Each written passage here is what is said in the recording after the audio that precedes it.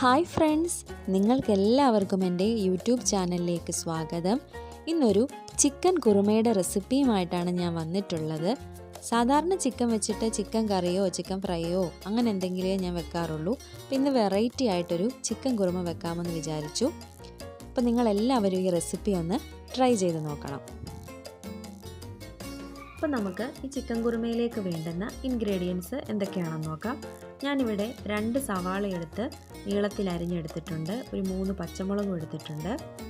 പിന്നെ ഒരു തക്കാളി എടുത്ത് ചെറുതായിട്ട് അരിഞ്ഞത്, കുറച്ച് കറിവേപ്പില, കുറച്ച് മല്ലിയില, പിന്നെ ഒരു 5 അല്ലി വെളുത്തുള്ളി എടുത്തിട്ടുണ്ട്. പിന്നെ ഒരു ചെറിയ കഷ്ണം ഇഞ്ചിയും.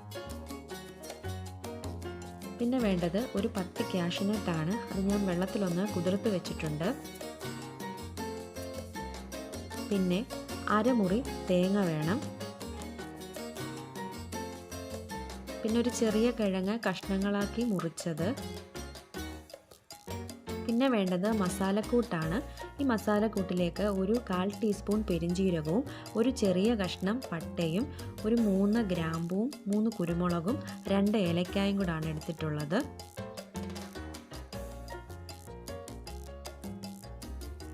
പിന്നെ 1 ടീസ്പൂൺ കുരുമുളക് പൊടി. പിന്നെ കറിക്ക് എരിവ് കുറവാണെന്നുണ്ടെങ്കിൽ ലാസ്റ്റ് നമുക്ക് കുറച്ചും കൂടെ കുരുമുളക് പൊടി ചേർത്ത് കൊടുക്കാം. പിന്നെ വേണ്ടത് 1 ടീസ്പൂൺ മല്ലിപ്പൊടി. പിന്നെ വേണ്ടത് 1/4 ടീസ്പൂൺ മഞ്ഞൾപ്പൊടി. പിന്നെ നമുക്ക് വേണ്ടത് ചിക്കനാണ്.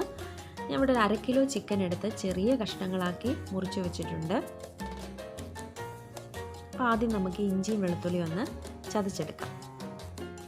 ഇഞ്ചിയും വെളുത്തുള്ളിയൊക്കെ ഒന്ന് ചതച്ച് വന്നിട്ടുണ്ട്. ഇനി നമ്മളൊരു പാത്രം എടുത്ത് ഗ്യാസിൽ വെച്ച് പാത്രം ഒന്ന് ചൂടാകുമ്പോൾ അതിലേക്ക് നമുക്ക് വെളിച്ചെണ്ണ ഒഴിച്ചു കൊടുക്കാം.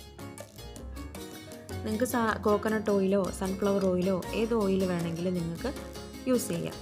ഞാനിവിടെ ഇപ്പം സൺഫ്ലവർ ഓയിലാണ് ഉപയോഗിക്കുന്നത്. അപ്പോൾ വെളിച്ചെണ്ണ ഒന്ന് ചൂടായി വരുമ്പോൾ അതിലേക്ക് നമ്മൾ എടുത്ത് വെച്ച് മസാലക്കൂട്ട് ഇട്ട് കൊടുക്കുക. മസാലക്കൂട്ടൊക്കെ ഒന്ന് മൂത്ത് വരുമ്പോൾ അതിലേക്ക് നമ്മൾ അരിഞ്ഞു വെച്ചിട്ടുള്ള സവാള ഇട്ട് കൊടുക്കുക. എന്നിട്ട് നന്നായിട്ടൊന്ന് വഴറ്റുക.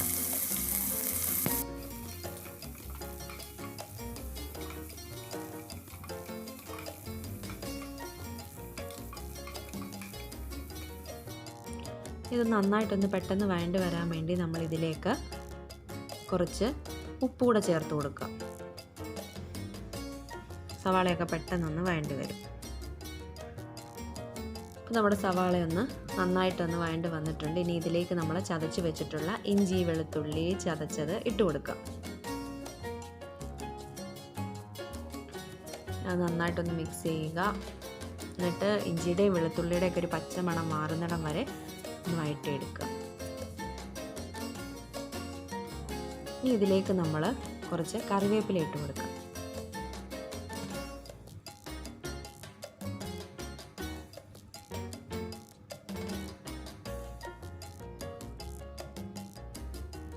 ഉള്ളിയൊക്കെ ഏകദേശം ഒന്ന് നന്നായിട്ടൊന്ന് വഴണ്ട് വന്നിട്ടുണ്ട്. ഇതിലേക്ക് നമ്മൾ മുറിച്ച് വെച്ചിട്ടുള്ള തക്കാളി ഇട്ട് കൊടുക്കാം.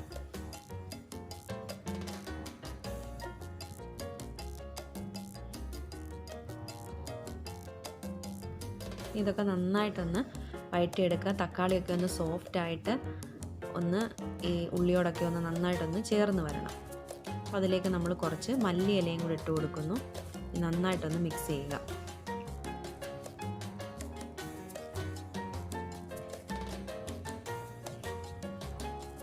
തക്കാളിയൊക്കെ ഒന്ന് സോഫ്റ്റായി വന്നിട്ടുണ്ട്.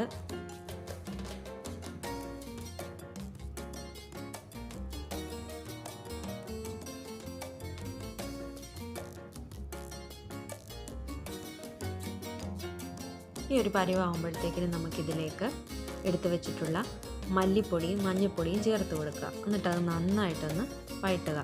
പൊടിയുടെ ഒരു പച്ച മണം മാറുന്നിടം വരെ ഒന്ന് വഴറ്റി കൊടുക്കുക. നമ്മൾ മുളക് പൊടി ഈ കറിയിൽ ചേർക്കുന്നില്ല, പകരം കുരുമുളക് പൊടിയാണ് ചേർക്കുന്നത്. അപ്പം എടുത്തു വെച്ചിട്ടുള്ള കുരുമുളക് പൊടിയും കൂടെ ചേർത്ത് കൊടുക്കുക. ഇപ്പം നമ്മൾ 1 ടീസ്പൂൺ ചേർത്തിട്ടുണ്ട്. പിന്നെ എരിവ് പോരാന്നുണ്ടെന്നുണ്ടെങ്കിൽ ലാസ്റ്റ് നമുക്ക് കുറച്ചും കൂടെ കുരുമുളക് പൊടി ചേർത്ത് കൊടുക്കാം. അത് നന്നായിട്ടൊന്ന് മിക്സ് ചെയ്തതിന് ശേഷം ഇതിലേക്ക് നമ്മൾ കിഴങ്ങിട്ട് കൊടുക്കാം.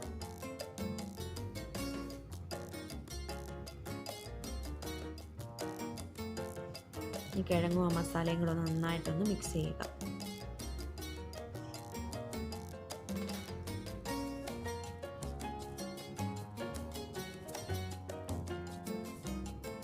ഇതൊന്ന് മിക്സായി വരുമ്പോഴത്തേക്കിന് ഇതിലേക്ക് നമ്മൾ എടുത്തു വെച്ചിട്ടുള്ള ചിക്കന് ഇട്ട് കൊടുക്കുക. ചെറിയ പീസായാണ് കട്ട് ചെയ്തേക്കുന്നത്. ആ ചിക്കനും എല്ലാം കൂടെ ഒന്ന് നന്നായിട്ടൊന്ന് മിക്സ് ചെയ്ത് നമ്മളിനി ഇതൊന്ന് അടച്ചു വെച്ചൊന്ന് വേവിക്കുകയാണ് ചെയ്യുന്നത്, വെള്ളമൊന്നും ചേർക്കാതെ. ചിക്കനിൽ തന്നെ കുറച്ചുള്ള വെള്ളമൊക്കെ ഇറങ്ങി ചിക്കൻ ഒന്ന് വെന്ത് വരും. അപ്പോൾ ചിക്കൻ ചെറുതായിട്ടൊന്ന് കുക്കായിട്ടുണ്ട്. അതിനകത്തുനിന്ന് ഈ ചിക്കനിലധികം വെള്ളമില്ലെന്ന് തോന്നുന്നു. ചില ചിക്കനകത്ത് നല്ല വെള്ളമാണ്. അപ്പോൾ ഇതിന് കുറച്ച് വെള്ളം കുറവുള്ള ചിക്കനാണ്. അപ്പോൾ ഒന്നുകൂടെ നമുക്ക് അടച്ചു വെച്ച് വേവിക്കാം. ചെറിയ രീതിയിൽ വെള്ളമൊക്കെ വന്നിട്ടുണ്ട്. ഇനി നമ്മൾ ഈ ചിക്കനിലേക്ക് ചിക്കൻ ഒന്ന് വെന്ത് വരാൻ വേണ്ടിയിട്ടുള്ള ചൂടുവെള്ളം, നമ്മൾ എപ്പോഴും ഇങ്ങനെ മസാല എടുത്തു കഴിഞ്ഞാൽ ചൂടുവെള്ളമാണ് ഒഴിക്കേണ്ടത്, പച്ചവെള്ളം ഒഴിക്കരുത്. അപ്പോൾ നമ്മൾ ചൂടുവെള്ളം ഒഴിച്ചു കൊടുക്കുന്നു. കുറച്ച് വെള്ളം ചേർത്ത് ഈ ചിക്കൻ ഒന്ന് വേകുന്നിടം വരെയുള്ള വെള്ളം മതി. സമയത്ത് നമ്മൾ ഉപ്പും കൂടെ ഒക്കെ ഒന്ന് നോക്കിയതിന് ശേഷം ആവശ്യത്തിന് വെള്ളവും കൂടെ ഒഴിച്ചു കൊടുത്ത് ചിക്കൻ ഒന്ന് അടച്ച് വെച്ചൊന്ന് വേവിക്കാം. ഒരു 20 മിനിറ്റ് ചിക്കൻ ഒന്ന് കുക്കാവണം.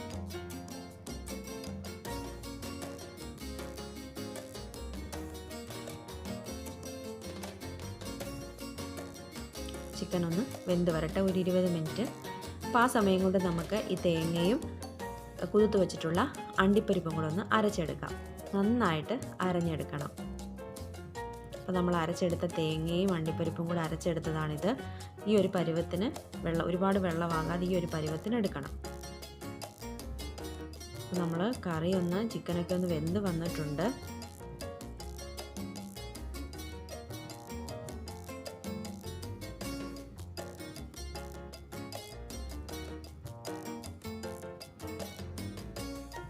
ചിക്കനൊക്കെ ഒന്ന് മുക്കാലോളം വെന്തിട്ടുണ്ട്. ഇനി ഇതിലേക്ക് നമ്മൾ അരച്ച് വെച്ചിട്ടുള്ള അരപ്പ് ചേർത്ത് കൊടുക്കുക.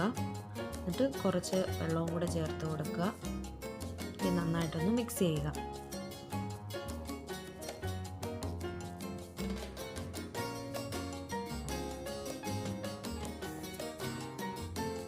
ഇനി ഇതിലേക്ക് നമ്മളൊരു 1/2 ടീസ്പൂൺ ഗരം മസാലപ്പൊടി ചേർത്ത് കൊടുക്കുക.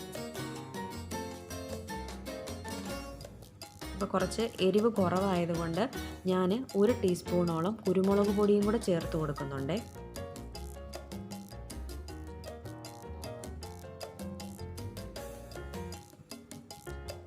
അതും നന്നായിട്ടൊന്ന് മിക്സ് ചെയ്യുക. എന്നിട്ട് കുറച്ച് മല്ലിയിലയും കൂടി ഇട്ട് ഒന്നുകൂടെ ഒന്ന് മിക്സ് ചെയ്ത് നമുക്ക് ഇതൊന്ന് അടച്ച് വെച്ചൊന്ന് വേവിക്കാം.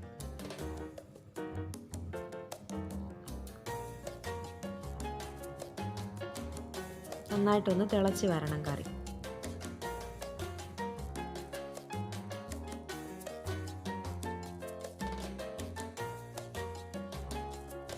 അപ്പോൾ കറിയൊക്കെ നന്നായിട്ട് തിളച്ച് വന്നിട്ടുണ്ട്.